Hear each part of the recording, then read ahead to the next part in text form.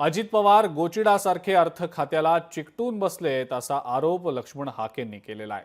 अजित पवार आम्हाला कधीच जवळचे वाटले नाहीत असं लक्ष्मण हाकेंचं म्हणणं आहे। ओबीसींच्या निधीबाबत कायम दुय्यम वागणूक दिली गेल्याचं लक्ष्मण हाकेंचं म्हणणं आहे।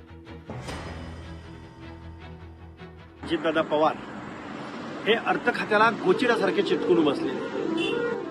अजितदादांना काय अर्थ खात्याचं गणित आहे आमच्यासारख्या सामाजिक चळवळीतल्या कार्यकर्त्याला कळत नाही।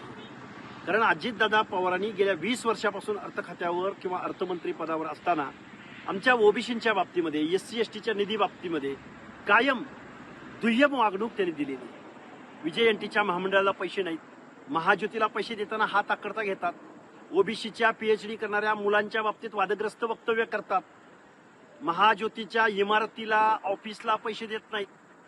एका बाजूला सारथीची इमारत मात्र एखाद्या शेअर मार्केटला लाजवेल अशा पद्धतीची उभे करतात। त्यामुळे अजितदादा पवार हा असंवेदनशील माणूस आहे।